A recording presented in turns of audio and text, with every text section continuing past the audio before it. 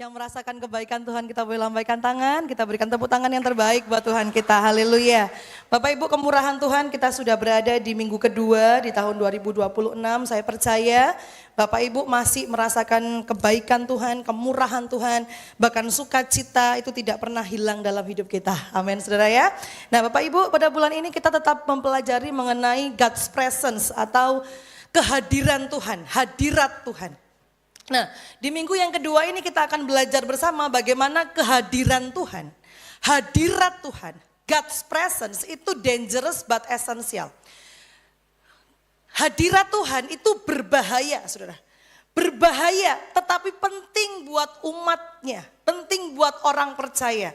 Maka hari ini kita akan melihat bersama-sama bagaimana kita bisa mengalami hadirat Tuhan dalam kehidupan kita setiap hari. Ya, saudara. Nah, pertanyaannya begini. Apakah saya bisa mengalami hadirat Tuhan? Apakah saat ini saya masih bisa mengalami kemuliaan Tuhan atau kuasa Tuhan? Di tahun 2025 masuk 2026, kira-kira Bu, di tahun 2026 ini saya bisa merasakan enggak kemuliaan Tuhan atau hadirat Tuhan dalam hidup kita, hidup saya? Ya. Apakah hadirat Tuhan itu hanya untuk tokoh-tokoh tertentu saja? Hanya untuk tokoh-tokoh Alkitab yang hebat-hebat, saudara? Atau hanya untuk pendeta-pendeta? Untuk orang-orang yang saleh? Untuk orang-orang yang pengerja-pengerja gereja, begitu? Apa saya ini?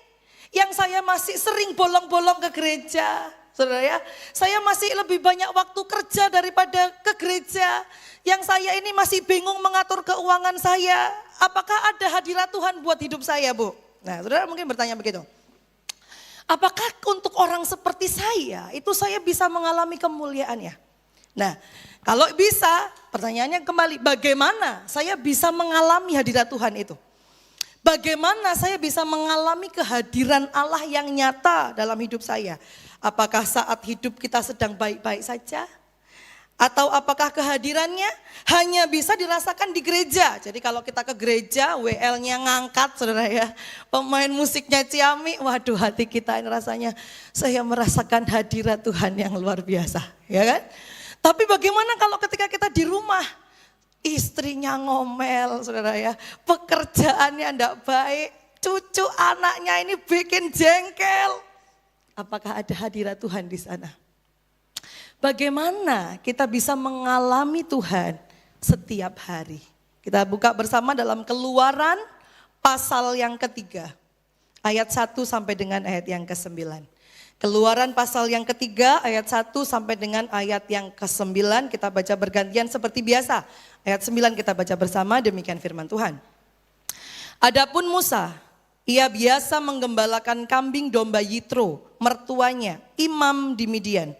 Sekali ketika ia menggiring kambing domba itu ke seberang padang gurun, sampailah ia ke gunung Allah yakni gunung Horeb. Ayat 2 Bapak Ibu, 1, 2, 3.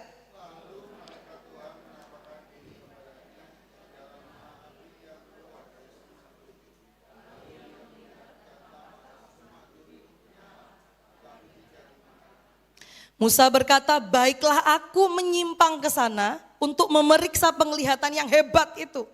Mengapakah tidak terbakar semak duri itu? Ayat 4, 1, 2, 3.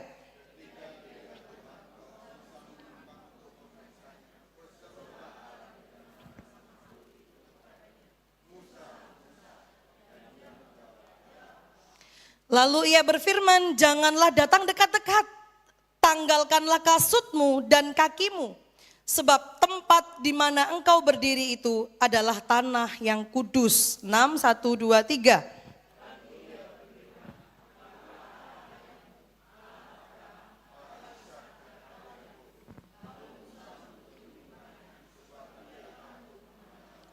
Hadirat Tuhan itu mengerikan, tapi sangat penting buat umatnya. Dan Tuhan berfirman, aku telah memperhatikan dengan sungguh kesengsaraan umatku di tanah Mesir. Dan aku telah mendengar seruan mereka yang disebabkan oleh pengerah-pengerah mereka. Ya, aku mengetahui penderitaan mereka. 8 Bapak Ibu, 1, 2, 3.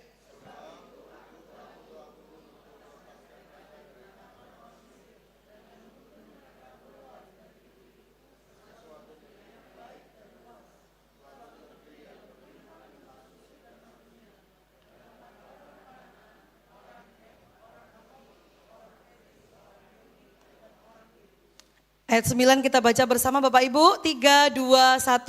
Sekarang seruan orang Israel telah sampai kepadaku, juga telah kulihat betapa kerasnya orang Mesir menindas mereka. Amin. Bapak Ibu, ayat yang kita baca ini adalah panggilan Musa. Ya, Bapak Ibu ingat ya bagaimana Musa dipanggil oleh Tuhan, bagaimana Musa itu mengalami kebaikan Tuhan dalam masa-masa hidupnya. Dan sebagai manusia, saudara, tentang hadirat Allah, kita mesti menyadari bahwa kita sebagai manusia itu kita rindu, ya. Kita itu suka, kita itu pingin ada yang menyertai. Betul ya? Kita itu suka kalau kita tidak hidup sendiri. Kita itu rindu yang namanya kebersamaan. Makanya kalau ada suami istri ya saudara ya. Suami istri yang sering kali bersama, bertahun-tahun bersama, kehilangan istri atau suami pasti goyang saudara. Karena manusia itu nggak bisa sendiri. Sejatinya manusia itu nggak bisa sendiri. Butuh orang bersama. Butuh pribadi yang bersama-sama. Nah makanya ada orang-orang yang akhirnya gimana? Akhirnya orang-orang yang ingin menyenangkan orang lain, suka menyenangkan orang lain atau dalam bahasa gaulnya itu people pleaser gitu saudara ya. Orang yang pokoknya nggak apa-apa lah kita menderita, yang penting orang lain seneng sama saya. Supaya kita diterima. Nah ketika kita diterima, kita merasa ada orang yang mendukung kita. Kita tidak merasa sendiri, kita merasa ada kawan, kita merasa ada teman, kita merasa ada sahabat, kita merasa diterima. Ya. Jadi dari sana kita bisa melihat bahwa ternyata manusia itu rindu, saudara. Rindu yang namanya kebersamaan. Tidak suka sendiri. Nah, yang Alkitab katakan kepada kita bahwa ternyata kebersamaan itu kita bisa mendapatkan di dalam Tuhan. Walaupun manusia seringkali mencari hadirat itu, kebersamaan itu, penyertaan itu di dalam manusia yang lain. Padahal manusia yang lain itu tidak bisa menyertai kita, memuaskan kita seperti Tuhan. Karena mereka terbatas, saudara. Nah hari ini Tuhan ingatkan kita bahwa satu-satunya pribadi yang bisa memuaskan kita, yang dimana kita bisa merasakan hadiratnya setiap hari, itu hanya Tuhan. Atau kita bilang begini, Bu, saya ini tahu saya butuh hadirat Tuhan. Saya mengerti ya, tadi kita nyanyi, setiap jam ya Tuhan Engkau ku perlukan. Kita tahu bahwa kita memerlukan hadiratnya untuk kekuatan kita. Tapi seringkali kita enggak rasa. Tadi ya, kita banyak bekerja, kita enggak punya waktu berdoa, kita jarang ke gereja, apalagi baca Alkitab. Kita dalam hidup kita rasanya, wah Tuhan itu jauh. Hadirat Tuhan tidak ada dalam hidup saya. Apalagi ketika pulang saudara melihat rumah tangga yang tidak baik-baik saja, ngamuk. Tidak ada hadirat Tuhan. Di mana hadirat Tuhan? Atau kita merasa, iya saya butuh hadirat Tuhan. Saya tahu saya harus punya hadirat Tuhan. Tinggal dalam hadirat Tuhan, tapi tunggu dulu. Kalau tentang kehidupan rumah tangga tidak apa-apa. Tapi untuk kehidupan pekerjaan, oh jangan. Jangan ada hadirat Tuhan. Jangan ikut-ikutlah Tuhan. Kenapa? Karena kalau Tuhan ikut-ikut, saya tidak bisa dosa. Saudara pernah merasa begitu? Dalam hal ini kita tahu kita harus berdoa, kita butuh hadirat Tuhan. Tapi di hal yang lain, dalam hati kecil kita berkata, jangan sampai Tuhan ikut-ikut dalam hal ini. Bagaimana kekompleksan saudara tentang hadirat Tuhan hari ini, itu mengajar kita. Bapak Ibu kalau kita melihat Musa ini orang yang mengalami kehidupan yang kayak roller coaster gitu ya. Kalau Bapak Ibu 2025 juga kayaan. Tapi ketika dia menyadari saya tidak mau teridentifikasi sebagai keturunan Mesir. Saya ini orang Ibrani, saudara ingat ya kisah itu ya. Lalu ada budak yang dianiaya, orang Ibrani dianiaya, dia membela saudara. Dan dia bunuh tuan yang orang Mesir itu. Maka kegemparan terjadi dan Musa melarikan diri. Karena Musa akan dibunuh oleh Fir'aun. Hidupnya berubah. Ya, dari puncak kekuasaan ke jurang kemiskinan. Saudara tahu? Dia menjadi seorang gembala. Nah, pada waktu Natal Bapak Ibu sudah diceritakan banyak hal. Bahwa gembala itu kalangan paling rendah, saudara, pada zaman itu. Dari seorang yang tinggal di kerajaan, dia menjadi seorang kalangan yang paling rendah. Dari 40 tahun menjadi seseorang yang tinggal di istana, menjadi 40 tahun menjadi orang yang tidak dipandang. Bukan siapa-siapa, saudara, di padang gurun. Nah, kita melihat bahwa Musa ini mengalami, saudara ya, apa yang mungkin kita alami sebagai manusia, kehidupan yang tidak enak, kadang-kadang enak, lalu tiba-tiba turun begitu saja, kehidupan yang tidak menentu. Nah, di musim-musim kehidupan 40 tahun kedua, ketika dia menjadi bukan siapa-siapa, saudara, ternyata dalam kehidupan ini Tuhan panggil dia, Tuhan datang kepada dia, Tuhan menyatakan hadiratnya. Nah, makanya hari ini Bapak Ibu coba tanya di tahun 2026, dalam musim kehidupan di manakah kita? Apakah kita sedang lagi saleh-salehnya? Kita lagi rajin-rajinnya? Atau kita dalam masa yang terpuruk, masa yang putus asa? 2025 tidak ada yang terjadi, Bu. Saya tidak yakin 2026 juga akan lebih baik. Saudara, apakah mungkin fase atau season, ya, musim kehidupan kita sedang sama seperti Musa? Di 40 tahun berikutnya, saudara, alih-alih dia menjadi penyelamat Israel yang dia inginkan. Dia membela bangsanya dengan caranya, saudara. Tapi dia malah menjadi gembala Yitro. Alih-alih menjadi penerus Firaun, ia menjadi menantu seorang imam. Ini kehidupan yang bertolak belakang. Kita menginginkan sesuatu yang seakan-akan sudah gilang gemilang, tapi ternyata tidak demikian. Alih-alih menjadi pemimpin suatu bangsa, ia menjadi pemimpin domba. Alih-alih menjadi penguasa suatu wilayah, ia menjadi pengembara di padang gurun. Alih-alih menikah dengan seorang putri, ia menikah dengan seorang gembala perempuan. Ini Musa, saudara. Tapi di masa-masa ini, Tuhan ingatkan dia. Dan Tuhan juga ingatkan kita. Dalam segala musim kehidupan kita, tangan Tuhan tidak kurang panjang menjangkau kita. Amin, saudara. Hadirat Tuhan itu tidak kurang kuat untuk menjangkau saudara. Bapak Ibu, kita melihat bagaimana kehidupan Musa berjumpa dengan Tuhan. Dia mengalami kehadiran Tuhan dalam kehidupannya di musim-musimnya. Hal yang pertama yang kita pelajari tentang hadirat Tuhan dari kehidupan Musa. Yang pertama, bahwa hadirat Tuhan itu bersama kita di mana kita berada. Amin, saudara. Hadirat Tuhan itu bersama kita di mana kita berada. Coba senggol kanan kiri bilang, enggak cuma di gereja. Enggak cuma di gereja, saudara. Hadirat Tuhan itu bersama dengan kita di mana kita berada. Saudara lihat ayat yang pertama. Adapun Musa ia biasa menggembalakan kambing domba Yitro mertuanya, imam di Midian. Sekali ketika ia menggiring kambing domba itu ke seberang padang gurun, sampailah ia ke gunung Allah yakni gunung Horeb. Ketika dia menggembalakan kambing yang biasa, di padang yang biasa, Tuhan menjumpai dia. Ada hadirat Tuhan di sana. Saudara, ketika saudara bekerja, saudara mengurus rumah tangga, saudara sedang melakukan perdagangan, saudara ketika saudara melayani, Tuhan ada. Amin. Tuhan hadir. Tuhan ada di sana. Makanya Tuhan itu disebut dengan omnipresent. Coba katakan dengan saya apa, saudara? Omnipresent. Dia ada di mana-mana. Hadirnya dia itu ada di mana-mana. Kehadirannya itu ada di mana-mana, saudara. Tidak dibatasi ruang, tidak dibatasi waktu, tidak dibatasi suasana, tidak dibatasi tindakan dan kelakuan, saudara. Makanya ketika Musa datang, Tuhan bilang apa? Tanggalkan kasutmu, ini tempat yang kudus. Bapak Ibu, Tuhan ada di mana kita berada. Nanti kita akan lihat lalu bagaimana kalau kita menyadari ada Tuhan, ada hadirat Tuhan. Saya tidak perlu nyanyi penyembahan nangis bahasa roh dulu untuk merasakan hadirat Tuhan, saudara. Ia hadir dalam aktivitas sehari-hari kita. Musa demikian, dalam aktivitas biasanya menggembalakan Tuhan datang. Tuhan hadir dalam tempat yang biasa.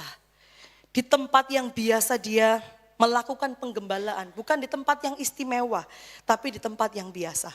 Hari ini Tuhan hadir di tempat biasa saudara ada. Amin. Sadari kehadiran Tuhan. Nah, yang kedua, kalau kita menyadari bahwa Tuhan itu ada, hadirat Tuhan itu menyertai kita kemanapun kita ada. Hadirat Tuhan itu menarik kita kepadanya. Amin, saudara. Coba katakan bersama dengan saya, hadirat Tuhan menarik kita kepadanya. Jadi ketika kita menyadari ada hadirat Tuhan, Tuhan itu ingin kita ditarik kepadanya. Contoh begini saudara ya. Tuhan itu kan omnipresent ya. Tadi saya bilang Tuhan itu omnipresent. Dia Allah yang di mana-mana ada. Tapi Tuhan kita itu juga Tuhan yang personal. Tuhan tidak ingin menjadi Allah yang hanya di mana-mana saja ada, tapi Dia sebagai Allah yang hadir secara personal, muka dengan muka. Nah, pada waktu PA, saya kasih contoh saudara. Contoh ya, pada waktu kita makan Bapak Ibu. Kita makan, katakanlah ada 10 orang, kita makan satu meja ya. Kita pesen ya, pesen capcay, pesen ikan goreng ya, betul makan di Bu Rudi ya, gitu ya. Pesen nasi campur udang, empal udang nah saudara. Waktu masih disiapkan saudara, kita kan ngobrol ya. Ya apa, menantumu ya apa, anakmu ya apa, dek mana sekarang gini-gini, kamu umur piro saiki ya saudara ya gitu. Makanannya datang. Ketika makanannya datang, saudara apakah masih ngobrol dengan 10 orang itu? Jarang sekali. Mungkin kita akan duduk diam dengan makanan kita, dan kita mulai melihat ke samping kita. Orang yang duduk di sebelah kita. Dan kita mulai bertatapan dengan dia muka dengan muka. Dan kita mulai berbicara dari hati ke hati. Yang 9 orang itu tidak mengetahuinya. Saudara paham? Hadirat Tuhan itu memang untuk semua orang. Tapi Tuhan itu pingin kita pribadi saudara, personal, muka dengan muka. Nah itulah hadirat Tuhan. Jadi Dia menarik kita kepadanya. Ayat 2 dan ayat 3 berkata, lalu malaikat Tuhan menampakkan diri kepadanya di dalam nyala api yang keluar dari semak duri. Lalu ia melihat dan tampaklah semak duri itu menyala, tetapi tidak dimakan api. Musa berkata, baiklah aku menyimpang ke sana untuk memeriksa penglihatan yang hebat itu. Mengapakah tidak terbakar semak duri itu? Bapak Ibu, seringkali kita dalam kehidupan sehari-hari, dalam aktivitas kita yang biasa, Tuhan itu menyapa kita. Tuhan itu hadir. Tuhan itu ingin muka dengan muka. Tuhan itu ingin menyatakan kehadirannya melalui semak duri yang terbakar. Tapi seringkali juga tidak seperti Musa. Kita mengabaikan semak duri yang terbakar itu. Bapak Ibu, saya yakin dan percaya Musa itu terlalu sering untuk melihat semak duri yang terbakar. Itu bukan hal yang biasa, bukan hal yang luar biasa buat dia. Sering semak duri terbakar. Tapi semak duri ini lain. Ini terbakar tapi dia tidak hangus.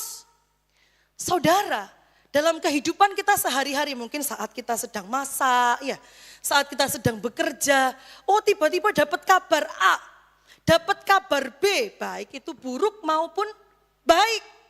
Itu saatnya Tuhan menyatakan kehadirannya, saudara. Saudara mengerti? Dan seperti Musa, kita harus berdiam, kita harus menyimpang, dan kita mulai berkata, Tuhan ini aku. Tuhan mau ngomong apa melalui kejadian ini? Nah itu saudara ya. Nah ini seperti beberapa waktu yang lalu ketika saya memberitahu Bapak Ibu Saudara, akan sangat baik ketika kita memiliki jurnal setiap hari, walaupun itu tidak gampang saudara ya. Setiap hari saya ketemu dengan si A, ternyata saya dapat info begini dan begitu. Saya lalu ketemu dengan, lalu saya ke bank misalnya, ke bank gagal. Kenapa bisa gagal? Kenapa dan begitu? Saudara, 1 minggu peristiwa demi peristiwa itu saudara gabungkan, saudara renungkan, saudara lihat. Ternyata Tuhan itu sedang berbicara, sedang hadir dalam hidup saudara. Makanya kalau ada sesuatu yang menarik dalam kehidupan kita sehari-hari, baik itu buruk maupun baik saudara, kita perlu menyimpang, kita perlu melihat, kita perlu berdiam Tuhan. Apa maksudnya? Di sana hadirat Tuhan menyapa kita. Amin saudara. Dalam bencana alam yang terjadi, dalam kesakitan anak kita, mungkin dalam kegagalan bisnis kita, di dalam kerugian pekerjaan kita mungkin, atau keberhasilan omset kita, promosi pekerjaan kita, perubahan keluarga kita, istri yang semakin ramah atau semakin sabar, saudara, dalam hal-hal seperti itu. Hal-hal yang luar biasa di dalam kehidupan yang biasa. Tuhan pakai semak duri itu untuk kita melekat, mendekat, berbicara muka dengan muka, merasakan hadiratnya. Amin saudara. Nah makanya ini saudara ya, kita perlu peka terhadap semak duri yang terbakar tetapi tidak hangus. Hal itu terjadi di sekitar kita. Namun kita seringkali gagal mengenalinya. Kebanyakan orang terus berjalan. Apakah kita berhenti untuk mencari Tuhan di tengah semua ini? Dalam kegagalan dan keberhasilan kita. Atau kita hanya mengabaikannya, melewatinya begitu saja tanpa waktu, tanpa perasaan dan tanpa minat. Allah ya wis ben. Saudara ya, babahno. Ya saudara ya. Ingatlah bahwa dalam perjumpaan dengan Tuhan, Dia menemui kita di tempat kita berada. Dalam aktivitas dan tempat biasa. Dan Dia menarik kita kepadanya. Itulah saat-saat ketika Tuhan berkata, aku tidak lupa sama engkau. Aku tetap mengawasimu, aku telah mengawasimu. Sekarang aku akan menggunakanmu. Aku hadir dan aku berkuasa dalam hidupmu. Amin saudara. Kita berikan tepuk tangan yang terbaik buat Tuhan kita. Jadi saudara, mari kita melihat Tuhan itu dengan dengan utuh gitu ya. Tuhan itu bukan Tuhan yang jauh saja, tapi Dia Tuhan yang imanen. Kan kita sudah belajar itu dari Natal. Tuhan itu hadir di tengah-tengah kita. Tapi kalau kita merasa Tuhan itu masih jauh saja, oh kalau di gereja saja, kalau saya berdoa saja, kalau saya baca firman saja baru Tuhan hadir. Saudara sedang membatasi Tuhan. Tuhan ada bersama dengan kita dalam aktivitas sehari-hari. Dalam tempat-tempat biasa kita ada. Makanya kalau anak-anak muda menyadari hal ini, saudara, dia pergi ke klub malam. Harusnya dia sadar Tuhan di sana dan Tuhan melihat. Demikian juga kita dalam bekerja.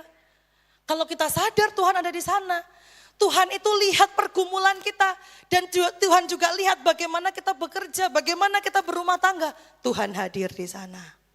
Amin, saudara ya. Keluaran 3 ayat yang keempat. Ketika dilihat Tuhan bahwa Musa menyimpang untuk memeriksanya, berserulah Allah dari tengah-tengah semak duri itu kepadanya, Musa, Musa. Dan ia menjawab, ya Allah. Dalam kehidupan sehari-hari kita, Tuhan panggil kita, Vivi, Vivi. Pak Ishak, Pak Ishak. Bu Santi, Bu Santi. Pak Putut, Pak Putut. Dan Tuhan ingin kita menjawab, ya Allah. Saudara, ini seperti tadi kita makan ya, langsung muka dengan muka. Bukan lagi bilang, kamu ya apa, kamu ya apa. Misalnya saya makan dengan Nike.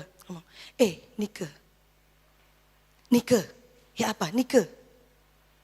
Tuhan itu panggil nama kita. Makanya Keluaran pasal 33, saudara nanti kita akan bahas sedikit ya. Ketika Tuhan itu marah dengan bangsa Israel dan Tuhan bilang, aku tidak akan jalan dengan bangsa Israel.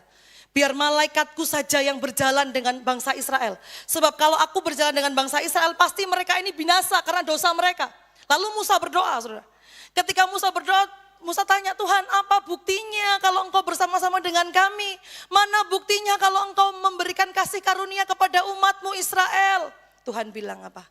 Aku memanggil engkau dengan namamu. Tuhan itu mengenali kita, saudara. Pribadi lepas pribadi. Dalam keseharian kita. Amin, saudara. Berikan tepuk tangan yang terbaik buat Tuhan kita. Nah, yang terakhir Bapak Ibu. Apa yang kita pelajari tentang hadirat Tuhan? Hadirat Tuhan itu menyingkapkan, memperkenalkan siapa Allah, siapa dirinya. Lalu ia berfirman, janganlah datang dekat-dekat, tanggalkanlah kasutmu dari kakimu. Sebab tempat di mana engkau berdiri itu adalah tanah yang kudus. Ayat 6 berkata, lagi ia berfirman, akulah Allah ayahmu, Allah Abraham, Allah Ishak dan Allah Yakub. Lalu Musa menutupi mukanya sebab ia takut memandang. Bapak Ibu, ayat yang kita baca Keluaran pasal 3, ini adalah ayat yang mendasari dalam ibadah kita. Makanya nanti mulai tahun ini mungkin saya akan bicara dengan tim Praise and Worship seperti sesi yang ketiga ya. Jadi kita akan memulai dengan ayat panggilan beribadah. Seperti kisah Musa ini saudara. Jadi tatanan ibadah kita itu diambil dari bagaimana Alkitab itu melihat dan memanggil umatnya beribadah. Bapak Ibu lihat ya, ketika Musa datang itu bukan inisiatif Musa. Bukan kita yang punya inisiatif, oh saya mau cari Tuhan lah. Oh waktunya hari Minggu saya mau ke gereja lah. Tidak. Dalam segala sesuatu seperti Musa, Tuhan yang panggil dia dulu. Musa, Musa. Lalu Musa menjawab, ya Allah. Dan dia datang untuk beribadah, saudara. Dalam kita beribadah Bapak Ibu, sangat penting untuk kita dipulihkan hatinya. Diingatkan kembali bahwa ketika kita beribadah, itu sungguh karena Tuhan panggil kita. Amin. Bukan karena kita mau, bukan karena kita kuat, bukan karena kita hebat. Tapi sungguh karena Tuhan panggil kita, Tuhan mampukan kita, Tuhan kasih kerinduan, Tuhan kasih kesehatan untuk hadir di tempat ini. Amin saudara ya. Nah ini ayat ini saudara. Maka di Keluaran pasal 3 Tuhan menunjukkan bahwa hadirat Tuhan itu menyingkapkan siapa Tuhan.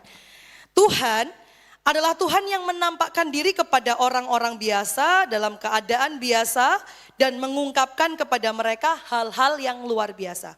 Siapa di dunia ini yang bisa menerima atau yang pernah mengalami Tuhan menyingkapkan dirinya selain kekristenan? Tidak ada. Semua orang mencari Tuhan. Tapi kita, Tuhan mencari kita. Tuhan menyingkapkan siapa dirinya. Yang pertama, ayat yang kelima menunjukkan bahwa Dia adalah Allah yang kudus. Makanya Dia berkata apa? Jangan datang dekat-dekat. Tanggalkanlah kasutmu dari kakimu. Tempat ini tempat yang kudus. Jadi Tuhan menunjukkan di dalam hadirat Tuhan kita mengerti, kita merasakan bahwa Allah kita itu adalah Allah yang kudus. Saudara, Dia Allah yang kudus. Nah makanya kita belajar ini berbahaya saudara. Ini berbahaya tapi ini penting buat kita. Kenapa berbahaya? Kalau kita lihat tuh Allah kita Allah yang kudus. Tunggu. Kalau Tuhan kita Tuhan yang kudus. Dan Dia hadir bersama dengan kita dimanapun kita berada. Pada waktu Bapak Ibu dalam hati maki-maki suami, Tuhan ada. Saudara. Pada waktu di dalam pekerjaan kita mengumpat kenapa begini, kenapa begitu saudara. Kenapa kita pada waktu kita mungkin berpikir untuk mengambil hak orang lain. Atau kita mulai melakukan hal-hal yang kita tahu itu melanggar firman. Saudara kita dalam hati tahu ada Tuhan. Dan Tuhan tidak pernah tinggal diam dengan dosa. Pasti ada hukuman, betul gak saudara? Pasti ada konsekuensi kan? Nah kalau kita tahu sekarang, waduh pada waktu saya makan ada Tuhan, saya tidur ada Tuhan, saya pergi ada Tuhan, saya bekerja ada Tuhan, dan Tuhan kita Tuhan yang kudus, cilaka. Cilaka saudara. Ini adalah contoh-contoh bagaimana kehadiran Tuhan itu penting tapi itu berbahaya. Saudara lihat ya, ketika Usa, Bapak Ibu kan tahu pasti cerita ini ya, ketika Usa memegang tabut perjanjian yang oleng, dia bagaimana saudara? Mati, karena Usa berdosa dan Tuhan itu kudus. Kehadiran Tuhan itu berbahaya saudara, buat kita orang yang berdosa. 10 mata-mata pada waktu melihat tanah Kanaan, mata-mata itu, yang mereka bilang ini waduh ini tanahnya bagus sih, tapi orang-orang ini raksasa, kita seperti belalang, nah, begitu saudara ya. 10 mata-mata yang membawa kembali laporan negatif tentang tanah Kanaan mati dalam wabah penyakit. Saudara lihat kehadiran Tuhan itu berbahaya sebab Dia kudus. Mereka yang terlibat dalam pemberontakan Korah mati ketika bumi menelan mereka hidup-hidup. Ketika orang-orang Israel kembali menggerutu, Tuhan mengirimkan ular-ular tedung di antara mereka sehingga banyak yang mati. Ketika Israel bergabung dengan Moab dalam penyembahan berhala dan perbuatan amoral, Tuhan membunuh 24.000 orang. Akhirnya seluruh generasi yang keluar dari Mesir di padang gurun karena ketidakpercayaan dan dosa mereka itu mati semua. Padahal Musa yang bilang Tuhan pimpin, kami butuh hadirat-Mu. Tapi saudara lihat, hadirat Tuhan untuk orang-orang berdosa berbahaya saudara. Lalu bagaimana kita bisa dealing, bagaimana kita bisa tenang, kita bisa memahami hal ini. Masalah besar saudara ya. Bagaimana kita yang berdosa bisa hidup bersama dengan hadirat Allah yang berbahaya. Padahal kita sangat membutuhkan hadiratnya. Kita tahu kita masih sering berdosa. Tapi kita butuh hadiratnya. Sebab apa? Yang kedua, Allah itu adalah Allah yang setia. Satu-satunya pribadi yang setia hanyalah Tuhan. Makanya hadirat Tuhan itu berbahaya tapi sangat penting. Karena tidak ada yang lain yang setia selain Tuhan. Saudara tahu ya? Akulah Allah ayahmu, Allah Abraham, Allah Ishak dan Allah Yakub. Lalu Musa menutupi mukanya sebab ia takut memandang. Tanpa Tuhan semua hampa dan sia-sia. Satu-satunya pribadi yang setia, yang dapat diandalkan dan dapat dipercaya itu hanya Tuhan. Bapak Ibu Keluaran pasal 33 tadi yang sempat saya singgung ya. Pada waktu itu bangsa Israel membuat patung lembu emas, dipimpin oleh Harun. Saudara, kita coba bayangkan bagaimana hancurnya Musa. Tuhan itu kasih Harun sebagai pendamping untuk membawa bangsa Israel keluar. Tapi Harun ini yang memimpin bangsa, yang karena desakan bangsa Israel, buat patung. Dan itu buat Tuhan marah, saudara. Dan Tuhan bilang tadi, aku tidak akan tinggal di tengah-tengah umat Israel. Hanya malaikat Tuhan saja yang akan memimpin mereka. Tapi umat Israel dan Musa berdoa kepada Tuhan, mereka berkabung, mereka bilang apa Tuhan? Kalau enggak Tuhan sendiri yang berjalan bersama dengan kami tidak akan berjalan. Ya, makanya dilakukan ya. Bila engkau tak besertaku, ku tak mau berjalan, ku perlu Tuhan, pimpin langkahku dengan kasih karuniamu. Mereka menyadari bahwa satu-satunya yang setia hanya Tuhan. Percuma saya dapat tanah Kanaan tanpa Tuhan. Percuma saya mendapatkan tanah yang berlimpah susu dan madu tanpa Tuhan. Percuma. Sebab mereka tahu yang paling penting kesetiaan Allah, kehadiran Allah. Amin, saudara? Dan kita tahu itu juga. Kehadiran Tuhan itu berbahaya. Tetapi sangat penting bagi umatnya. Lalu bagaimana ini kita bisa dealing? Bagaimana kita bisa memahami hal ini? Bagaimana Bu sekarang saya yang berdosa ini? Saya yang butuh hadirat Tuhan. Saya yang butuh kehadirannya, kemuliaannya, tangannya, wajahnya. Tapi bagaimana dengan kekudusannya saya dapat hidup? Saudara, Tuhan memberikan jawaban. Tuhan memberikan solusi di atas salib Kristus. Di atas salib Kristus, kudus dan kesetiaannya bertemu. Allah yang kudus dan Allah yang setia bertemu di sana. Tuhan tidak hanya Allah yang kudus menghukum umatnya, tapi dia juga Allah yang setia, yang menggantikan penghukuman dosa yang harusnya kita kerjakan, digantikan oleh dia. Dia tidak hanya Allah yang setia, lalu membebaskan dosa-dosa kita begitu saja. Enggak, penghukuman harus terjadi. Di atas kayu salib, kekudusan dan kesetiaan Tuhan bertemu. Keadilan dan kasih-Nya menyatu. Di salib, kekudusan Allah ditinggikan. Sebab dosa harus mengalami keterpisahan dan hadirat-Nya. Tidak bisa bersatu. Di salib, kesetiaannya dinyatakan. Sebab Ia sendiri yang menanggung keterpisahan itu. Dia rela terpisah supaya kita didekatkan, supaya kita diterima dalam keberdosaan kita. Di salib keadilannya dinyatakan, sebab dosa harus dihukum. Tapi di salib juga kasih-Nya dinyatakan, sebab Ia sendiri yang menanggung hukuman itu. Betapa mulianya, saudara, betapa berharga dan bahagianya kita mendengar berita yang baik ini. Di mana ini menyelesaikan satu pergolakan masalah besar. Kita butuh hadirat Tuhan, tapi kita tahu bahwa Dia adalah Allah yang kudus dan kita berdosa, kita pasti mati. Dan di atas kayu salib, Allah sendiri menyelesaikan itu buat kita. Dia rela terpisah supaya kita diterima. Dia rela menjadi dosa supaya kita dibenarkan dan layak untuk menikmati hadirat-Nya. Bapak Ibu, ini mengajarkan kita tentang Kristus, the shadow of Christ. Keluaran pasal 33, tadi kita melihat bahwa Musa berdoa kepada Tuhan. Musa menjadi pengantara, Musa yang pergi ke kemah pertemuan untuk berdoa bagi bangsa Israel supaya Tuhan jangan tinggalkan umat-Mu. Berdiamlah di sekitar bersama-sama dengan umat Israel. Tuhan pimpin umat-Mu, hadir bersama dengan umat-Mu, itu Musa. Ibrani 10 ayat 19 sampai 20 berkata, jadi saudara-saudara, oleh darah Yesus kita menjadi berani untuk masuk ke tempat kudus. Dengan jalan yang baru dan yang hidup yang telah Dia bukakan bagi kita melalui tabir, yaitu tubuhnya. Betapa mulianya pengorbanan Kristus dalam hidup kita. Kristus sang pengantara sejati. Dia tidak hanya menjadi pengantara bagi satu umat atau satu bangsa. Dia menjadi pengantara bagi seluruh manusia dari segala waktu dan segala zaman. Dia mempersembahkan dirinya sendiri. Dia menjadi korban penutup dosa itu. Dia adalah penggenapan dari semua korban di perjanjian lama. Dia mengorbankan satu kali untuk selama-lamanya. Dia Yesus Tuhan kita, saudara. Supaya kini kita yang seharusnya terpisah, kita yang seharusnya cemar, kita diterima, kita dilayakkan dalam hadiratnya.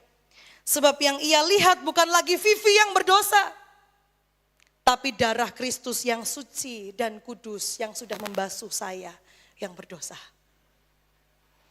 Kita dimampukan untuk terus menanggalkan kasut dosa kita untuk menghampiri kekudusannya. Saudara ingat tadi ya, Musa jangan dekat, tanggalkan kasutmu, tempat ini tempat kudus. Darah Kristus, pengorbanan Kristus, kuasa Kristus memampukan kita untuk kita terus menanggalkan kasut dosa kita. Dan kita masuk dalam kekudusannya. Kita diberikan kasih karunia untuk menikmati kehadirannya dan berkat-berkat dalam hadiratnya. Amin, saudara. Bapak Ibu, makanya ketika doa berkat, Bapak Ibu ingat ya. Kan doa berkat kan bilang, Allah menghadapkan wajahnya kepadamu. Ini menunjukkan ada kemuliaan Tuhan, ada hadirat Tuhan yang membersamai kita, bersama dengan kita setiap hari. Tuhan itu memperhatikan kita, saudara. Tuhan itu melihat wajah kita. Tuhan itu ingin menolong kita. Amin, saudara ya. Makanya apa berkat yang Tuhan nyatakan dalam hidup kita melalui kehadirannya, melalui hadiratnya. Ayat 7 dan ayat 8 menolong kita.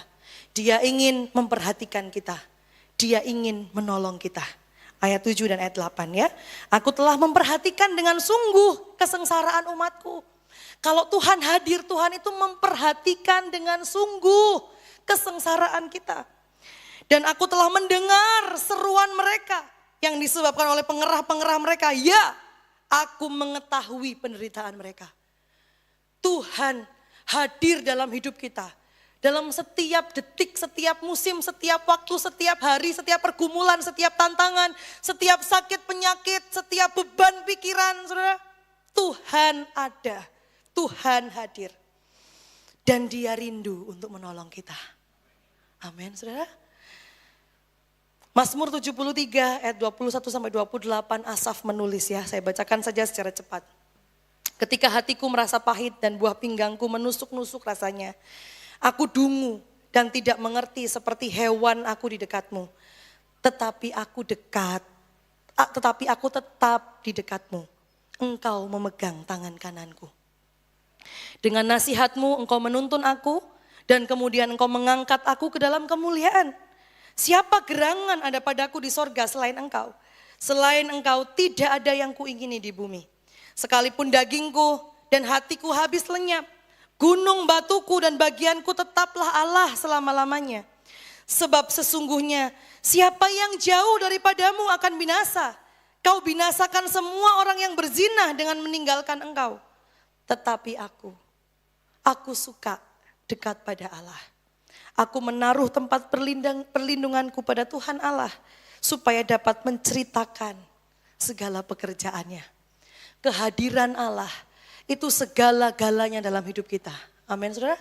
Segala sesuatu boleh terjadi, masalah, tantangan, bahkan Asaf bilang apa? Aku dungu. Tapi ketika aku tetap bersama dengan Tuhan, aku aman. Keluaran 33 ayat yang ke-16. Apa bedanya kita dengan umat yang lain? Dari manakah gerangan akan diketahui bahwa aku telah mendapatkan kasih karunia di hadapanmu, yakni aku dengan umatmu ini. Bukankah karena engkau berjalan bersama-sama dengan kami, sehingga aku dengan umatmu ini dibedakan dari segala bangsa yang ada di muka bumi ini. Amin, saudara. Kalau Tuhan bersama dengan kita, Tuhan berjalan bersama dengan kita dibedakan. Amin.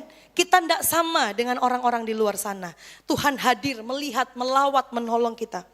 Makanya Keluaran 33 ayat yang ke-14 berkata, lalu ia berfirman, aku sendiri hendak membimbing engkau dan memberikan ketentraman. Ketentraman itu rest, saudara, istirahat, kenyamanan kepadamu. Tuhan yang memberikan kepada kita. Kita tidak perlu cari kenyamanan di luar sana kepada suami kita, kepada pekerjaan kita, kepada anak kita. kepada usaha kita. Waduh, kalau usaha saya mapan, saya rasanya rest, rasanya saya nyaman, rasanya saya tenang. Tapi dalam hadirat Tuhan, ketika Ia ada bersama dengan kita, Dia membimbing kita, Dia memberikan kita ketenangan, kenyamanan, rest yang sejati. Bapak Ibu, saya tutup dengan satu tulisan J.I. Packer ya. Saya mengundang pemain musik bel untuk maju ke depan. Saat ini bagaimana kita bisa menyadari, bagaimana kita tetap teguh, mengerti bahwa Tuhan itu bersama dengan kita. Apakah hakikat, inti, dan pokok dari karya Roh Kudus saat ini? Apakah unsur sentral dan fokus dalam pelayanannya yang beraneka ragam? Adakah satu aktivitas dasar yang harus dikaitkan dengan karyanya dalam memberdayakan, memampukan, memurnikan, dan menghadirkan agar dapat dipahami sepenuhnya? Adakah satu strategi ilahi yang menyatukan semua aspek tindakannya dan memberi kehidupan sebagai sarana untuk mencapai satu tujuan? J.I. Packer berkata, saya pikir memang ada. Dan sekarang saya menawarkan pandangan saya tentang hal itu. Pandangan yang saya fokuskan dalam hal gagasan kehadiran. Roh Kudus dicurahkan bagi kita hari ini. Memang Dia memurnikan, memang Dia menginsyafkan, memang Dia menolong dan menopang kita. Tapi kalau ada satu hal yang unsur yang sentral, yang paling penting, yaitu tentang kehadirannya dalam hidup kita. Menjadi jaminan sampai nanti Tuhan panggil kita, Dia bersama dengan kita. Dengan ini saya maksudkan bahwa Roh Kudus menyatakan kehadiran pribadi di dalam dan bersama orang Kristen dan gereja dari juru selamat yang telah bangkit dan memerintah. Yesus dalam sejarah yang adalah Kristus di dalam iman. Bapak Ibu, saya undang untuk bangkit berdiri. Mari kita reflektifkan bersama renungan kita hari ini. Kepada siapakah kita biasanya mencari dan merindukan kehadiran terbesar dan terutama dalam hidup kita? Kepada manusiakah atau kepada Tuhan? Apakah kita sedang dalam keadaan yang putus asa? Kita merasa Tuhan meninggalkan kita, kita tidak mendengar suaranya dan melihat karyanya? Ataukah sesungguhnya kita yang sering terus berjalan tanpa memiliki waktu dan kepekaan untuk berkata, ini aku Tuhan? Apakah kita membuka hati kita untuk sungguh menikmati hadiratnya dalam semua aktivitas dan tempat biasa kita? Ataukah ada hal-hal yang sengaja kita batasi untuk hadiratnya menjumpai kita? Biarlah Roh Kudus menyingkapkan isi hati kita. Dia menjamah, Dia memulihkan kita hari ini. Haleluya.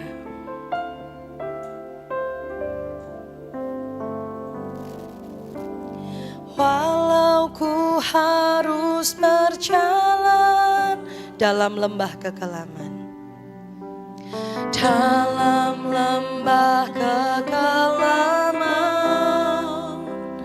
perlindungan-Mu, oh Tuhan, nyatalah bagi hidupku. Tiada pernah sedetik